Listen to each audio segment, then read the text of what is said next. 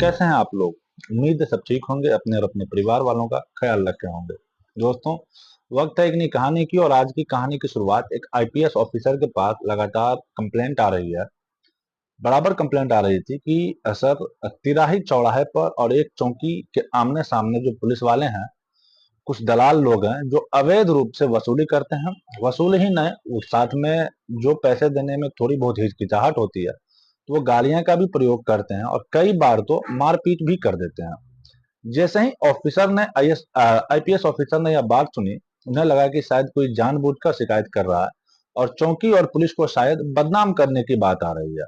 लेकिन IPS officer को जो दोबारा दो बार, तीन बार, चार बार जब बराबर कंप्लेंट मिलती रहती है, तो उन्हें लगता है कि शायद कुछ न कुछ तो बात है और हमें इस बात पर ध्यान देना चाहिए। वो आईपीएस ऑफिसर अपने सीनियर आईपीएस ऑफिसर से बातचीत करते हैं और कहते हैं कि सर, इस तरह की कुछ बात सामने आई है।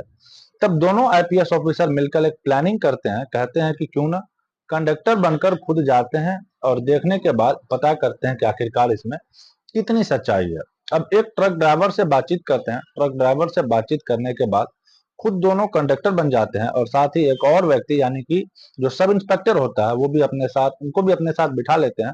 जैसे ही ट्रक उस चौकी के सामने से गुजर रही थी, तभी एक पुलिस वाला होता है और साथ में एक और आम व्यक्ति होता है। दोनों ने मिलकर उस ट्रक को रोका और रोक के कहते हैं कि पैसे निकालो।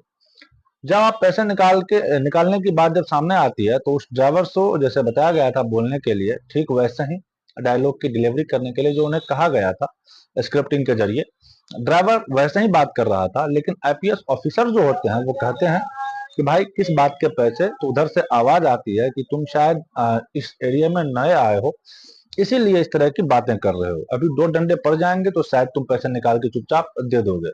वो पूछता है कि तुम हो कौन? तो वो कहता है कि मैं सिपाही हूँ और मेरा नाम है सतीश गुप्ता। जिससे चाहे ऊपर जाकर के कंप्लेंट कर देना, शिकायत कर देना। जब इस तरह की बात एक सिपाही बोल रहा था, पूरे रुबाब के साथ बोल रहा होता है, अंदर आईपीएस ऑफिसर बैठे हुए हैं, सीनियर और जूनियर एक साथ ही दरोगा बैठे हुए थे। उस सिपाही को ये पता ही नहीं था कि उसके सीनियर ऑफिसर भी बैठे हुए हैं। तुरंत ही दरोगा कूदकर ट्रक से नीचे आता है और जाकर उस सिपाही का हाथ पकड़ लेता है और कहता है कि तुम जो ये 500-500 रुपये की वसूली कर रहे हो हर ट्रक से, इस वसूली में आखिर क्या सीन है? ये पैसे किसके लिए तुम इकट्ठे कर रहे हो और इस पैसे का तुम करते क्या हो? वो कहता है कि साहब, वसूली मैं अपने लिए नहीं कर रहा हूँ, बल्कि वो डर गया था अपने बारे में नाम पता जानने के बाद।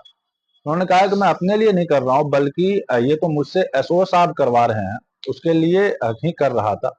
पूछते हैं कि वो व्यक्ति कौन था? तो वो कहते हैं कि साहब, वो तो प्राइवेट था, लेकिन वो प्राइवेट व्यक्ति वहां से भाग जाता है। इसके बाद कानूनी प्रक्रियाएं शुरू होती है। कानूनी प्रक्रियाएं कुछ ऐसी शुरू होती है कि इसमें 7 पुलिस वाले सहित 23 लोगों पर एफआईआर दर्ज हो जाती है। साथ ही जो चौकी का इंचार्ज और थाने हैं, इनमें से लगभग 17 पुलिस वाले सस्पेंड हो जाते हैं। बात यहीं तक नहीं थमती, बात पहुंच जाती है उत्तर प्रदेश के मुख्यमंत्री योगी आदित्यनाथ तक। जैसे उनके उनके पास तक यह बात पहुंचती है, तो जिले के जो एसपी होते हैं, एसपी साहब, उनका अचानक ही तबादला हो जाता है। और जब यही बात अखबार के माध्यम से, सोशल मीडिया के माध्यम से, टेलीविजन के माध्यम से जब हर किसी को यह बात पहुंचती है, हर किसी के फोन के माध्यम से लोगों तक, तो फिर पूरे खबर ये जब हिंदुस्तान में वायरल होने लगती है, तो वह दोनों जो आईपीएस ऑफिसर होते हैं और उनकी सभी लोग वाहवाही करते नहीं थकते। आज की कहानी के माध्यम से यही जानने और समझने की कोशिश करेंगे कि कौन थे वो आईपीएस ऑफिसर जिसकी आज खूब वाहवाही हो रही है। साथ ही समझने की कोशिश करेंगे कि आखिरकार उस एरिया में चल क्या रहा था और ये कब से चल रहा था और कितने पैसों की वहां पर इस तरह की उगाही हो रही थी। आज की जो सच्ची घटना मैं को सुनाने जा रहा हूँ, ये सच्ची घटना है उत्तर प्रदेश के जनपद बलिया की। दरअसल आजमगढ़ जोन के जो आईपीएस ऑफिसर होते हैं, डीआईजी जिसका नाम होता है वैभव कृष्ण, उनके पास लगातार सूचना मिल रही होती है कि साहब, जो बलिया का एक थाना लगता है नरही, उसका जो भी वहां पर लोग हैं, अक्सर कुछ लोग खड़े हो जाते हैं और कुछ पुलिस वाले भी होते हैं और वो अवैध रूप से वसूली करते हैं। 500-500 रुपये के नोट मांगते हैं, अगर न दो तो मारपीट करते हैं, गालियां देते हैं। अब क्या करें, क्या नहीं करें? जैसे आईपीएस ऑफिसर ने यह बात सुनी, उन्होंने कहा कि ठीक है। शुरुआत में उन्होंने जो ये सूचना मिली थी, इस शिकायत को थोड़ा सा वो उस तरह से गंभीरता से नहीं लिया। साथ ही उन्हें लगा कि बार बार जब शिकायत आ रही है रेगुलर, तब उन्होंने अपने जो एडीजी जोन, जो कि बनारस के एडीजी जोन होते हैं, उसका नाम होता है पीयूष मरोड़िया, उनसे बातचीत करते हैं, कहते हैं कि सर एक तरह का शिकायत मिल रही है, इसमें क्या करना चाहिए। अब जो एडीजी जॉन होते हैं बनारस के, वो कहते हैं ठीक है देख लेते हैं कि आखिरकार मामला क्या है। तभी 4 दिन लगातार एक दो पुलिस वाले सादे वर्दी में उन दोनों जगहों पर खड़े हो जाते हैं, ये देखने के लिए, जानने के लिए कि आखिरकार इसमें कितनी सच्चाई है और कितनी झूठी या अफवाह है, क्या ये शिकायत सच्ची है या झूठी है। जब वहां से सैकड़ों की संख्या में वाहन गुजर रहे थे और डंडों की आवाज से उन वाहनों को रोका जाता था, कुछ तो पुलिस वालों को देखकर खुद ही जाकर पैसे दे दिया करते थे, तो कुछ जानबूझकर मांग रहे थे, क्योंकि यह सिलसिला थोड़ी बहुत नहीं, काफी दिनों से, लंबे से, लगातार समय से यह चल रहा था। जब यह सूचना पहुंच जाती है आईपीएस ऑफिसर वैभव कृष्ण के पास, साथ ही वो अपने सीनियर अधिकारी एडीजी जॉन होते हैं पीयूष मरोड़िया के पास, उनसे कहते हैं कि बात तो सच है, तो इसके लिए अब दोनों अपनी तरफ से प्लानिंग करते हैं और कहते हैं कुछ टीम बनाते हैं, यानी कि अब एडीजी जॉन जो होते हैं वो 2 टीम बनाते हैं। साथ ही आईपीएस वैभव कृष्ण जो आजमगढ़ के डीआईजी होते हैं, वो अपनी तरफ से 3 टीम और बनाते हैं। टोटल मिलाकर 5 टीम बनाई जाती है और पांचों टीम बनाने के बाद वो कहते हैं कि हम बलिया जो नरही थाना है उसके भरौली तिराहे पर हम लोग सिर्फ चलेंगे, देखेंगे, लेकिन करेंगे कुछ नहीं। इसके बाद यहाँ से सीधे रात के लगभग 1 बजे के आसपास का वक्त हो रहा होगा। 24 और 25 जुलाई की रात 2024 की यह बात है। 5 अलग-अलग गाड़ियां होती है, 5 अलग-अलग गाड़ियों की टीम वहां सीधे भड़ोली चौराहे पर पहुंच जाते हैं।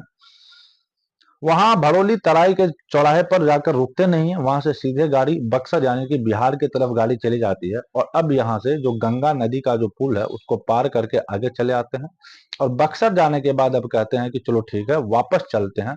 यानी कि इनकी जो गाड़ियां थी वो प्राइवेट गाड़ियां थी, प्राइवेट ही उन्होंने कपड़े पहने हुए थे, बिल्कुल ही एक तरह से आम आदमी की तरह। इनकी पुलिस वाले इन्होंने कोई भी कपड़े कुपड़े नहीं पहने थे। सीधा जब वापस आते हैं, वापस आने के बाद ये देखते हैं कि यहाँ पे लगभग वापस आने में इनको 2 बजे के आसपास का वक्त रहा होगा। पहले ये 1 बजे उस जगह पे पहुंचे थे, फिर वापस लौट के वक्त उनके लगभग रात के 2 बजे का वक्त हो जाता है। देखता क्या है, एक पुलिस वाला है जिसका नाम है हरिदयाल, वो अलग अलग ट्रकों से पैसे वसूल रहा था और 3 पुलिस वाले आराम से कुर्सियों पर बैठे हुए हैं और लगभग 15 या 20 लोग होंगे जो सादी वर्दी में थे और इधर उधर खड़े हुए थे और इस तरह से वो गाली गलौज कर रहे थे। जो भी ट्रक गुजर रही थी उन ट्रक पर कम से कम यहाँ पर सैकड़ों की संख्या में इस वाहन के एक साइड में खड़े हुए थे, ताकि वाहनों को आने जाने में किसी भी तरह की कोई प्रॉब्लम ना हो। इसी बीच में जब पैसे मांगने जा रहे थे तो इनकी जो 5 टीमें जो पुलिस वालों की होती है, वो 5 टीमें जाकर एक पुलिस वाले यानी कि हरिदयाल सिंह का हाथ पकड़ते हैं और हरिदयाल का जैसे ही हाथ पकड़ा जाता है तो हरिदयाल पूछता है कि क्या बात है, कौन हो। जो 15-20 लोग इधर उधर खड़े हुए थे वो भी इधर जब पुलिस वालों का हाथ पकड़ा जाता है तो उनकी तरफ दौड़ने की वो लोग कोशिश कर रहे थे। तो ये आवाज लगाती है कि तुम्हें पता नहीं कि आजमगढ़ के डीआईजी साहब हैं और साथ ही बनारस जोन के एडीजी साहब हैं। इतना कहना था कि वहां पे सिर्फ भगदड़ मच जाती है। अब जो दयाल होते हैं हरिदयाल, वो इधर उधर भागने लगते हैं। ऐसे भाग रहा था कि मानो एक दूसरे पे लोग गिर भी रहे थे। 3 पुलिस वाले बैठे हुए थे, तभी एक शांत आराम जगह में ले जाकर उन्हें लगता है कि शायद ये पकड़े जाएंगे और ये अधिकारी हैं, तो वो जंगल के रास्ते वहां से जैसे जिसको मौका मिल रहा था वो वैसे ही भागते चले गए। हरिदयाल को पकड़ लिया जाता है और हरिदयाल से जब पूछा जाता है कि ये जो लोग भाग रहे हैं वो कौन कौन है, तो वो बताता है कि साहब इनमें एक हेड कांस्टेबल विष्णु यादव है, दूसरा दीपक मिश्रा है और बलराम सिंह है। ये 3 पुलिस वाले थे जो कुर्सी पर बैठे हुए थे। बाकी 15-20 जो लड़के थे जिन्होंने सादे कपड़े पहने हुए थे वो भी पकड़े जाते हैं।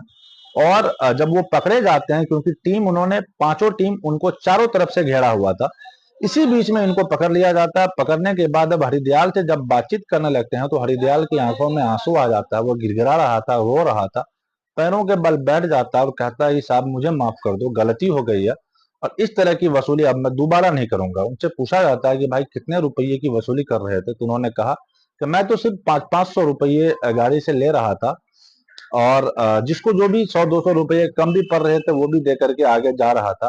खैर पता नहीं, लेकिन अवैध रूप से वसूली जरूरी हो रही थी यहाँ पे, इसकी पक्की जानकारी थी। जैसे इससे हरदयाल से पूछा जाता है कि तुम इन पैसों का करते क्या हो, तो वो कहता है कि साहब 100 रुपये तो हम पुलिस वालों रख लेते हैं और 400 रुपये जो पन्ना लाल जो एसएचओ साहब होते हैं उनको दे देते हैं, जो कि नरही थाने के इंचार्ज होते हैं।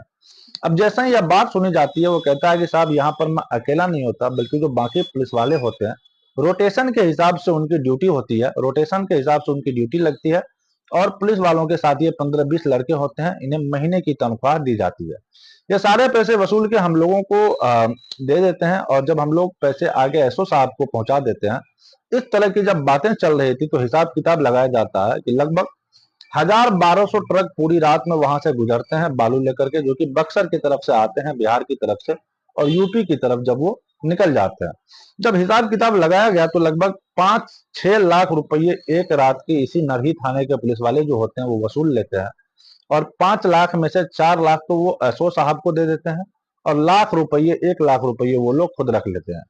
जैसे ही अधिकारी की बात पता चलती है तो अधिकारी बड़े सख्ते में रह जाते हैं, सदमे में, कि यह इंफॉर्मेशन बिल्कुल ही सच निकलती है, इसमें कोई भी झूठ नहीं होता है। अब एडीजी साहब साथ ही जो बाकी पुलिस वाले होते हैं, इनकी जब तलाशी ली जाती है तो उस वक्त इनके जेब में से 37,360 रुपये के आसपास, 37,360 रुपीज के आसपास मिलते हैं। और जब यहाँ से अगली जो शिकायत थी, वहां से लगभग 5 किलोमीटर दूर एक चौकी पड़ता है कोंडा, कोंडा पर भी शिकायत थी कि यहाँ पर भी इस तरह से होता है, यानी कि वसूली होता है। और अब आईपीएस ऑफिसर कृष्ण वैभव वैभव कृष्ण और साथ ही डीआईजी साहब जो होते हैं, वो लोग आपस में बात कर रहे थे कि अब आगे क्या करना है। तो वो कहते हैं कि आगे इसमें क्या करना है, यहाँ से कंडक्टर बन करके चलते हैं और देखते हैं कि वहां पर कितनी क्या सच्चाई है, क्या चौकी पर वसूली होती है या नहीं। लेकिन इतना तामा झामा अगर हम लेकर के जाएंगे, तो बाकी पुलिस वालों को अगर हम लेके जाएंगे तो शायद इसमें ठीक नहीं होगा, गड़बड़ हो जाएगी। न जाने जितने भी लोग पकड़े जाते हैं, इनको तो नरही थाने में बंद कर दिए जाते हैं, जो इस जगह पे पकड़े गए थे। लेकिन यह सूचना अभी तक लीक नहीं हुई थी, और इसी बात की शर्त भी रखी गई थी आईपीएस ऑफिसर वैभव कृष्ण ने, जो टीम का हिस्सा बनेगा, यदि किसी ने सूचना लीक करने की कोशिश की तो समझ लेना उसके खिलाफ भी एफआईआर दर्ज अलग से होगी, और वो भी जेल जाएगा। अब ये सूचना लीक, चाहे चौकी इंचार्ज हो, चाहे वो थाना अध्यक्ष हो, किसी को भी कोई कानो कान खबर नहीं थी कि इतना बड़ा छापेमारी होने जा रही है और 5 टीमें छापेमारी कर रही है। तब एक ट्रक ड्राइवर होता है जिसका नाम होता है जयराम शर्मा, उसका का नंबर होता है यूपी 61A 2756। उससे बातचीत की जाती है, पूछा जाता है कि कहाँ जा रहे हो। उन्होंने बताया कि मैं गाजीपुर की तरफ जा रहा हूँ। कहते हैं कि हमें भी अपने साथ बैठा लो, और हम लोग कंडक्टर बन के जाएंगे और आपके साथी बन के जाएंगे, तो इसीलिए आप इस बात का एहसास मत होने देना कि हम लोग पुलिस से हैं। यानी कि इसमें एडीजी साहब जो आईपीएस ऑफिसर पीयूष मडोरिया होते हैं, साथ ही आईपीएस ऑफिसर वैभव कृष्ण होते हैं, और उनके एक हमराह साथी होते हैं जो कि सब इंस्पेक्टर होते हैं। तीनों अधिकारी ट्रक में बैठ जाते हैं उस ड्राइवर के साथ। जैसे ही यह कोंडा जो चौकी होती है उसके सामने से गुजर रही थी, तो यहाँ पे पहले से ही वहां लाइन लगी हुई थी। हर एक वाहन को तब निकलने दे रहे थे जब वो वाहन 400-500 रुपये करके एक नरही का जो इलाका होता है वहां पे दे के आ रहे थे, और भरारी पर आगे जाकर के कोंडा जी जो चौकी होती है वहां पर भी वसूली हो रही थी, और वहां पे भी 500 रुपये दे रहे थे। हालांकि चौकी पे कभी 500 और कभी 400 इस तरह से पैसे कम ज्यादा हो जाते थे। यहाँ पर दो व्यक्ति होते हैं, दोनों आराम से डंडे मार रहे थे, जिस तरह से पुलिस का अपना रोब होता है, कुछ इस तरह से रोब गालियां करते हुए देते हुए ट्रक ड्राइवर को रोकते हैं। अब आता है जिसका नाम होता है जयराम शर्मा की बारी। जयराम से कहते हैं कि पैसा निकालो। अब यहाँ पे आईपीएस ऑफिसर जैसे हैं उस पुलिस वालों से बातचीत करने की कोशिश कर रहे थे, तो उस पुलिस वाले ने डपटते हुए कहा कि ज्यादा ज्ञान पेलने की जरूरत नहीं है, नहीं तो डंडा पेल दिया जाएगा। कुछ इस तरह की भाषा का प्रयोग हो रहा था। जो गाड़ी के अंदर सब इंस्पेक्टर बैठे हुए थे, उन्हें थोड़ा गुस्सा भी आ जाता है, कूद के नीचे जाते हैं और जाने के बाद उस सिपाही को पकड़ लेते हैं। सिपाही का नाम होता है सतीश चंद्र गुप्ता। सतीश चंद्र गुप्ता का जब हाथ पकड़ा जाता है तो वो कहता है कि दिमाग खराब हो रहा है तुम्हारा, तुम जानते नहीं हो कि तुम किससे बात कर रहे हो। वो कहता है कि तुम्हें नहीं पता है कि तुम किससे बात कर रहे हो, मैं सब इंस्पेक्टर हूं और अंदर एडीजी साहब बैठे हुए हैं और साथ ही आईपीएस ऑफिसर वैभव कृष्ण कुमार बैठे हुए हैं। वैभव कृष्ण कुमार का नाम बहुत ज्यादा सुर्खियों में रहा है क्योंकि वो बेहद ईमानदार किस्म के अधिकारी रहे हैं। इसीलिए पूरे देश का प्रदेश का लगभग पूरे देश में जगह जगह उनका आना जाना होता है, जान पहचान है। जैसे ही सतीश चंद्र गुप्ता सिपाही जो वसूली कर रहा था उसने यह बात सुनी तो उनके हाथ पैर कांपने लगते हैं। और साथ ही जो बगल में खड़ा हुआ आदमी था, अशोक नाम का जो व्यक्ति होता है, जो शादी वर्दी में था, यानी कि वो पुलिस वाला नहीं था, वो सिर्फ पुलिस के लिए काम कर रहा था, महीना मंथली अपना वो पैसा ले रहा था। जैसे ही उनको नौकरी पर रख लिया गया हो, बस मौका मिलते ही अशोक तो वहां से भाग जाता है। अब सतीश चंद्र हाथ पैर जोड़ के कहने लगता है कि मुझे माफ कर दो साहब, मेरी कोई गलती नहीं है, मैं तो सब चौकी इंचार्ज साहब के लिए ये काम कर रहा था। जो चौकी इंचार्ज होते हैं यानी कि राजेश कुमार, अलग अलग टाइम में अलग अलग पुलिस वालों की ड्यूटी लगाते हैं। और उनका काम होता है दलालों के साथ मिलकर इन ट्रकों से जो बालू होता है, रेत जाता है, इन ट्रक ड्राइवरों से 500 रुपये वसूली करते हैं। बस इतना था। उसके बाद फिर यह बात पूरी तरह फैल जाती है अखबारों और टेलीविजन पर, साथ ही सोशल मीडिया पर, सभी जगह आने लगती है। और जब आने लगती है तो फिर यह बात अधिकारियों के पास तो थी ही, उसमें नरही थाने के जो इंचार्ज होते हैं, थाना अध्यक्ष होते हैं, जिसका नाम होता है पन्ना लाल, साथ ही सब इंस्पेक्टर मंगला प्रसाद, इनको सस्पेंड कर देते हैं। मुख्य आरक्षी विष्णु यादव, सिपाही हरदयाल सिंह, दीपक मिश्रा, बलराम सिंह, उदयवीर सिंह, प्रशांत सिंह, ओम प्रकाश, या नरही थाने का स्टाफ होता है, इनको तत्काल प्रभाव से निलंबित कर दिया जाता है। अब कोंटा डी के जो स्टाफ होते हैं उसमें प्रभारी राजेश कुमार, साथ ही मुख्य आरक्षी चंद्रजीत यादव, औरंगजेब खान, सिपाही परविंदर यादव, सतीश चंद्र गुप्ता, पंकज कुमार यादव, ज्ञानचंद और साथ ही धर्मवीर, कुल मिलाकर यह 17 पुलिस वाले होते हैं, इनको सस्पेंड कर दिया जाता है। सब अगले दिन जब निकलता है, जब दिन निकला तो उसके बाद फिर एसपी साहब जो होते हैं जिले का, जिसका नाम होता है देवेंद्र वर्मा, साथ ही दुर्गा शंकर तिवारी जो कि एसएसपी होते हैं, इसको कुछ नहीं पता कि इसके जिले में क्या हुआ, फला चौकी फला थाने में कुछ इस तरह से बड़े अधिकारी यहाँ पर कार्रवाई कर रहे थे। साथ ही जो सीओ होते हैं जिसका नाम होता है सुचित, इनको भी नहीं किया जाता है, ये भी इनको भी नहीं पता था। जब दिन निकलता है, सुबह के 8-9 बजे के आसपास का यह वक्त था, इत्तेफाक से उसी नरही थाने की तरफ रुख करते हैं। नरही थाने में अब कम से कम कई पुलिस वाले और कई दलाल वहां पर बंद हो जाते हैं। जैसे अंदर एंट्री होती है तो पता चलता है कि यहाँ पर तो रात डीआईजी और एडीजी साहब ने भारी पुलिस बल के साथ छापा मारा है। अब इसकी भी हालत खराब हो जाती है। इनको तो खैर ये भी पता नहीं था, फिर ना पता होने का ये नाटक कर रहे थे। बात यहाँ से पहुंच जाती है मुख्यमंत्री कार्यालय तक। और जैसे ही मुख्यमंत्री कार्यालय तक बात पहुंचती है तो एसपी देवेंद्र जो वर्मा होते हैं, साथ ही एसएसपी दुर्गा शंकर तिवारी, इनका तबादला कर दिया जाता है, इनको वेटिंग लिस्ट में डाल दिया जाता है। और जो सीओ होते हैं शुभ सूचित, इनको भी सस्पेंड कर दिया जाता है, निलंबित कर दिया जाता है। साथ ही आदेश कर दिए जाते हैं कि सीओ, थाना अध्यक्ष और चौकी इंचार्ज, इनकी संपत्ति की जांच होनी चाहिए कि आखिरकार इनके पास कितनी संपत्ति है। कहीं ऐसा तो नहीं कि इन्होंने यहाँ पर लंबे समय तक रहते रहते इन्होंने बहुत सारा माल अवैध रूप से वसूली किया हो। जहां जहां भी इनकी संपत्ति हो, चाहे इनके नाम हो, इनके रिश्तेदार के नाम हो, किसी के भी नाम है, कुल मिलाकर इनकी जो जितनी भी संपत्ति है, चल अचल, सबकी जांच पड़ताल होगी। और जांच पड़ताल होने के बाद आगे की कार्रवाई की जाएगी। साथ ही जितने भी पुलिसकर्मी होते हैं, यानी कि 17 पुलिसकर्मी जो होते हैं वो निलंबित हो जाते हैं। निलंबित कर्मियों की जो आवाजें थी उनको सील कर दिया जाता है, क्योंकि जो अवैध रूप से वसूली की थी, उन वसूली में कितने हिस्सेदार उन्होंने अपने पास रखे हैं, कहाँ कहाँ रखे हैं, उनके बैंक खाते से लेकर उनके परिवार के सारे डिटेल वगैरह जो होते हैं उनको सर्विलांस पर लगा दिया गया है।